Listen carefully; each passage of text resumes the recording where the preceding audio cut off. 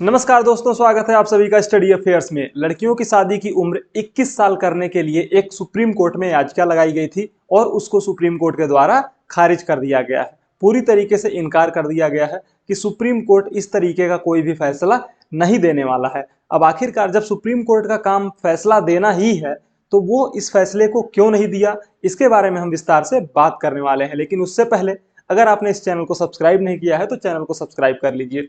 देखिए, खबरों पे ध्यान दीजिए। सुप्रीम कोर्ट ने क्या कहा? Supreme court declines request seeking uniform marriage age for men and women.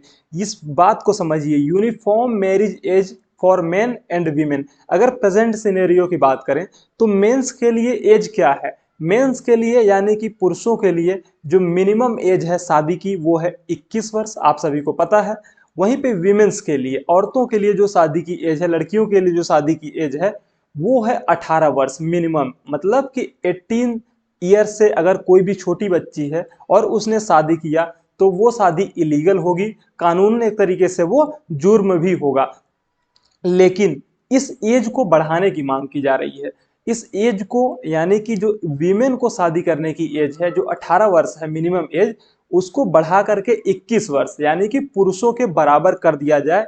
इस तरीके की एक डिमांड सुप्रीम कोर्ट के पास रखी गई थी। एक पीआईएल के थ्रू ये पूरी जानकारी निकल के आई थी, जिसमें एडवोकेट उपाध्याय, कौन है उपाध्याय? एडवोकेट अश्विनी उपाध्याय, उन्होंने एक पीआईएल लगाई थी सुप्रीम कोर्ट के पास और उन्होंने डिमांड की थी कि सर एक काम करिए, जो महिलाओं की 18 साल मिनिमम एज है शादी करने की, उसको बढ़ा करके पुरुषों के बराबर कर दीजिए, 21 साल कर दीजिए। आखिरकार पुरुषों और महिलाओं के बीच में ये मत एक तरीके का जो डिफरेंस है, ये जो एज डिफरेंस है शादी के लिए, जो आपने मतलब एक तरीके से अभी जो कानून बना हुआ है कि 18 साल महिलाओं के लिए 21 साल पुरुषों के लिए, तो ये थोड़ा सा भेदभाव वाला समझ में आता है। तो इसको आप इक्वल कर दीजिए, यानी कि 18 साल जो है वीमेंस का, उसको बढ़ा करके 21 साल मेंस के बराबर कर दीजिए। जो ये पीआईएल लगाई गई थी ना, उसमें उन्होंने कहा था कि अगर आप ऐसा करते हैं, यानी कि सुप्रीम कोर्ट अगर ऐसा करता है तो वो आर्टिकल 14, आर्टिकल 15 और आर्टिकल 21 को सही फिट करेगा। यानी कि अगर अभी प्रेजेंट जो एज है 21 साल पुरुषों के लिए, 18 साल महिलाओं के लिए, उससे जो संविधान का आर्टिकल 14, आर्टिकल 15 और आर्टिकल 21 है उसका उल्लंघन होता है। जिस बेंच के पास ये पूरी सुनवाई हो रही थी, जिस बेंच के पास ये केस गया था, उसमें जो हमारे चीफ जस्टिस ऑफ इंडिया हैं डीवाई चंद्रचूड़, वो भी शामिल थे। तो उस बेंच में जो हमारे चीफ जस्टिस ऑफ इंडिया हैं डीवाई चंद्रचूड़ वो थे, जस्टिस पीएस नरसिम्हा थे और जस्टिस जेबी पारदीवाला थे। जस्टिस जेबी पारदीवाला, जस्टिस पीएस नरसिम्हा, इन तो तीनों लोगों की बेंच ने ये फैसला दिया है कि भैया एक काम करो, हम ये काम नहीं करेंगे। ये जो 18 साल से 21 साल बढ़ा के एज करने वाला काम है, ये काम हम नहीं करेंगे, ये काम आप संसद से करवाइए, क्योंकि ये काम संसद का ही है। बोले सर आप क्यों नहीं करोगे? बोले कि हम इसलिए नहीं करेंगे क्योंकि कानून बनाने का काम संसद का है, सुप्रीम कोर्ट कानून नहीं बनाता है। बल्कि सुप्रीम कोर्ट का काम ये देखना है कि कानून जो संसद के द्वारा बनाए गए हैं उसका पालन सही से हो रहा है कि नहीं हो रहा है। लेकिन वो कानून नहीं बनाने लगा। अगर सुप्रीम कोर्ट ही कानून बनाने लग जाएगा तो फिर संसद का एक तरीके से महत्व खत्म हो जाएगा। ये इनके द्वारा बात कही गई, जो चीफ जस्टिस ऑफ इंडिया थे डीवाई चंद्रचूड़, उनके द्वारा ये बात कही कि हम कोई भी इस तरीके का कानून नहीं बनाएंगे। और दूसरी जो प्रॉब्लम है वो ये है कि अगर इन्होंने 18 साल की एज को खत्म कर दिया और 21 साल कर दिया, और जो शादियां हो चुकी हैं 18 साल की एज में, वो शादियां एक तरीके से अवैध हो जाएंगी और इस तरह से वो लोग फंस जाएंगे जिन्होंने पुराने कानून के तहत शादी कर ली है। यानी कि 18 साल से 19 साल के बीच में, 19, 20, 21 के एज में जो लोग हैं और उन्होंने शादी कर ली है, और अचानक से इस तरीके से कानून बन जाता है कि अब से 21 साल के बाद जो 21 साल से अधिक उम्र की लड़कियों की शादी ही वैलिड होगी, तो वो लोग बेचारे फंस जाएंगे। इसलिए वो इस तरीके का कोई भी कानून नहीं बनाएंगे। अब जब इस तरीके का कोई भी कानून वो नहीं बनाएंगे तो आखिरकार जो आर्टिकल 14, आर्टिकल 15 और आर्टिकल 21 है, जिसके थ्रू ये कहा जाता है कि किसी भी तरीके का भेदभाव कास्ट को लेकर के, सेक्स को लेकर के और वहीं पे रिलीजन को लेकर के मेंस और वीमेंस के बीच में नहीं होना चाहिए, तो उसका वायलेशन हो गया। और इसके वायलेशन को ध्यान में रखते हुए संसद जो है, हमारी पार्लियामेंट जो है, वो इसके लिए एक कानून बनाने जा रही है। 2021 में ही ये कानून आ चुका है, मतलब ये पार्लियामेंट के पास गया हुआ है। अभी पार्लियामेंट, लोकसभा और राज्यसभा दोनों ही जगह से पास नहीं हो पाया है और कानून ये बना नहीं है, क्योंकि वो एक कमेटी के पास है, जिसके पास से इसकी पूरी जांच की जा रही है कि हाँ, ये कानून किस तरीके से वैलिड होगा, कैसे इसको लगाया जाएगा। दूसरी चीज जो सुप्रीम कोर्ट के द्वारा कही गई कि उन्होंने कहा कि सर, अगर आपके पास कानून बनाने का अधिकार नहीं है तो एक काम करिए, ये जो 18 साल की न्यूनतम एज है इसको आप हटा दीजिए, और अगर आप ऐसा कर सकते हैं तो आप ऐसा कर दीजिए, क्योंकि आपके पास ये करने की तो पावर है कि आप 18 ईयर की जो मिनिमम एज है उसको आप हटा सकते हैं। तो सुप्रीम कोर्ट ने क्या कहा, जो चीफ जस्टिस हैं उन्होंने क्या कहा, उन्होंने कहा ये कि सर, अगर मान लीजिए, उपाध्याय जी से उन्होंने कहा कि अगर मान लीजिए मैं ऐसा करता हूं कि मैं जो 18 साल की एज की लड़कियां हैं,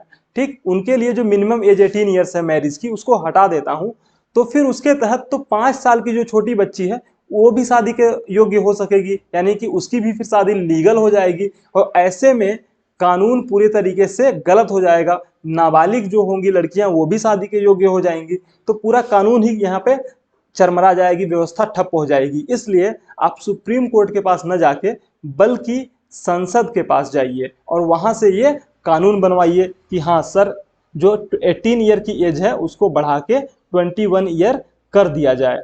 जो एक बहुत ही इंपॉर्टेंट बात यहाँ पे निकल के आई वो ये थी कि सुप्रीम कोर्ट ने कहा, चीफ जस्टिस ऑफ इंडिया ने कहा कि सिर्फ हम संविधान के संरक्षक नहीं हैं, संसद भी क्या है, संविधान का संरक्षक है, और संसद का आप रुख कीजिए। मतलब अभी तक हम ये जानते थे कि संसद का काम कानून बनाना है और सुप्रीम कोर्ट का काम है कि उसकी संरक्षक मतलब एक तरीके से संरक्षण करना, लेकिन सुप्रीम कोर्ट ने यह कहा कि संविधान के संरक्षण का काम सिर्फ सुप्रीम कोर्ट का नहीं है, बल्कि यह काम संसद का भी है। तो ऐसे में जब उपाध्याय जी ने यह कहा कि सर, हम लॉ कमीशन के पास जा सकते हैं क्या, तो सुप्रीम कोर्ट ने कहा कि आपको रोका किसने है, आप जाइए लॉ कमीशन के पास, हमने तो नहीं रोका। अगर हमने नहीं रोका तो आप क्यों नहीं जा रहे हैं, आपको पूरी अनुमति है कि आप वहां जाइए और इस तरीके के कानून बनाने की मांग कर लीजिए। देखिए, जिसमें जुडिशरी की हमने बात की थी उसके बारे में हमने आपको थोड़ा सा बता दिया है, थोड़ा सा और बता देते हैं कि जो हमारी पार्लियामेंट है ना, पार्लियामेंट का काम यह है कि वो लॉ को बना सकती है। कोई नया लॉ अगर बनाना है, वहीं पे जो पहले से लॉ बने हुए हैं उसमें कुछ मॉडिफिकेशन, कुछ चेंजेस करने हैं तो उसमें नए अमेंडमेंट्स किए जा सकते हैं, ये काम पार्लियामेंट का है। वहीं पर जो एग्जीक्यूटिव गवर्नमेंट है ना, यानी कि जो लॉ को एक तरीके से फोर्स में लाने का काम है, वो है गवर्नमेंट का, कि आप जो लॉ है उसका गवर्नमेंट उसका लोगों से पालन करवाइए, ये उसके पास है। वहीं पे जो सुप्रीम कोर्ट का काम है, सुप्रीम कोर्ट का काम यह है कि अगर कानून का पालन नहीं हो रहा है तो फिर उस पर एक्शन लेना और उसके खिलाफ कार्यवाही करना, यह सुप्रीम कोर्ट का काम है। देखिए, एक चीज और है, कभी कभी सुप्रीम कोर्ट एज किसी भी कानून को, मतलब सुप्रीम कोर्ट कानून बनाने का भी काम कर देती है, कभी कभी एक तरीके से डायरेक्शंस देने का भी काम कर सकती है, जैसा कि उसने विशाखा केस में किया था। राजस्थान का केस था 1997 का, उसमें उसने सुप्रीम कोर्ट ने एक डायरेक्शन दिया था कि कैसे जो भी ऑफिसेस में विमेंस के साथ हैरेसमेंट वगैरह होते हैं, सेक्सुअल हैरेसमेंट, उसके लिए एक गाइडलाइन जारी की गई थी, विशाखा गाइडलाइन, जिसमें यह कहा गया था, जिसमें टोटल 12 पॉइंट्स थे और महिलाओं के संरक्षण के लिए बात की गई थी। और एक और केस था जिसमें 20 हफ्ते के भ्रूण को गिराने की अवधि को बढ़ाकर 24 हफ्ते किया गया था, ये सुप्रीम कोर्ट ने कहा था। लेकिन एक चीज और थी कि इसमें यह कहा गया था कि 2 एक्सपर्ट मां की सेफ्टी की बात करते हो तभी ऐसा किया जा सकता है, यानी कि जो भ्रूण को गिराना वो तो इलीगल है, लेकिन अगर वीमेन सेफ्टी की बात है, जो माँ के सेफ्टी की बात है, ऐसे केस में ये किया जा सकता है 24 वीक्स तक, 24 हफ्ते तक। लेकिन माँ की सेफ्टी के लिए 2 एक्सपर्ट्स की एडवाइस जरूरी है, यानी कि 2 एक्सपर्ट्स अगर एडवाइस दे रहे हैं कि हाँ, भ्रूण को गिराना चाहिए क्योंकि इससे माँ की सेफ्टी जुड़ी हुई है, तो ऐसा किया जा सकता है। मतलब कई केसेस में सुप्रीम कोर्ट ने ऐसा भी किया हुआ है कि नियम कानून बनाने का काम भी उसके द्वारा किया गया है, लेकिन इस बार ऐसा उसने नहीं किया है। ऐसा सुप्रीम कोर्ट ने कहा है कि आप संसद के पास जाइए और वहां से नियम कानून बनवाइए। हालांकि संसद के पास जो बिल है, जो चाइल्ड मैरिज अमेंडमेंट बिल है, the prohibition of child marriage amendment bill 2021, वो अभी भी पेंडिंग है राज्यसभा के अंदर में। और ये जो पेंडिंग केस है वो कब तक में होगा, क्लियर होगा, उसके बारे में हम बाद में बात करेंगे। लेकिन ये चाहती क्या है गवर्नमेंट इससे, देखिए गवर्नमेंट ये चाहती है कि ये जो अभी मैरिज का एक्ट 18 ईयर जो एज है, ओके, उसको बढ़ा करके 21 ईयर कर दिया जाए। इससे फायदा क्या होगा, इससे फायदा ये होगा, इससे बहुत सारे फायदे होने वाले हैं। देखिए महिलाओं का जो स्वास्थ्य है उसको लेकर के एक तरीके से जो कुपोषण वाली चीज है उससे बचा जा सकता है। और साथ ही साथ जिस तरीके से इंडिया ग्रो कर रहा है तो महिलाएं भी उसमें पूरा सहयोग दे रही हैं, लेकिन उनकी सहयोगिता को और बढ़ाया जा सके ताकि वो जो बेहतर एजुकेशन है, जो ग्रेजुएशन पोस्ट ग्रेजुएशन जैसी एजुकेशन फैसिलिटीज है उसको ले सकें। और अगर ऐसा एक्ट बना दिया जाता है तो उन्हें 21 साल का पूरा टाइम मिलेगा और उनकी शिक्षा और भी बेहतर हो सकेगी। साथ ही साथ कम उम्र में शादी हो जाने से जो माता की मृत्यु दर होती है वो बहुत ज्यादा है और उसको भी कम किया जा सकता है इस तरीके का कार्य करके। इस तरीके से ये जो सरकार है वो कानून बनाना चाहती है ताकि एज को 21 ईयर किया जा सके। अगर जो ये कानून का पूरा इतिहास हम देखें तो सबसे पहले जो चाइल्ड मैरिज का एक्ट कानून जो बना था वो एक तरीके से जो बाल विवाह का मामला, फूल मणि दास का मामला था 1891 अंग्रेजों के समय में। उस समय पे एज ऑफ कंसेंट एक्ट लाया गया था 1891 में, और उसमें यह कहा गया था कि जो मिनिमम एज होगी किसी भी लड़की की मैरिज की या फिर उसके साथ में फिजिकल रिलेशंस रखने की वो 12 ईयर होगी, और वो भी उसकी सहमति से। और बाद में 1929 में इसी को बढ़ा करके 14 ईयर किया गया और इसी को कहा गया शारदा एक्ट। शारदा एक्ट 1929 में, जो कि चाइल्ड मैरिज रिस्ट्रेंट एक्ट पास हुआ था, उसी को शारदा एक्ट बाद में कहा गया था, जिसमें मिनिमम एज थी वो थी 14 ईयर गर्ल्स के लिए और 18 ईयर्स बॉयज के लिए। यानी कि शादी के लिए जो मिनिमम एज होगी वो 14 साल लड़कियों के लिए और 18 साल लड़कों के लिए होगी। बाद में इसी कानून में थोड़ा सा और मॉडिफिकेशन किया गया और उसको उम्र को बढ़ा करके 15 वर्ष कर दिया गया था 1978 में। और फिर जो 18 ईयर्स मतलब कि जो 1978 में इसी एक्ट में मॉडिफिकेशन करके जो एज 15 वर्ष थी महिलाओं के लिए वो बढ़ा करके 18 वर्ष कर दी गई। और फिर वो कानून लगातार इसी तरीके से चलता रहा। लेकिन बाद में 2006 में क्या हुआ, 2006 में इस कानून का नाम बदला गया। देखिए कानून में कोई परिवर्तन नहीं हुआ है, कानून का नाम बदला गया है। 2006 में इस कानून का नाम बदल के क्या किया गया, बाल विवाह निषेध अधिनियम 2006। बाल विवाह निषेध अधिनियम 2006, जिसके तहत जो लड़के थे उनकी एज 21 ईयर मिनिमम एज शादी के लिए और 18 वर्ष मिनिमम एज लड़कियों के लिए पहले से जो निर्धारित थी उसी को, मतलब एक तरीके से जो शारदा एक्ट था उसका सिर्फ नाम बदला गया और कुछ भी चेंज नहीं हुआ था।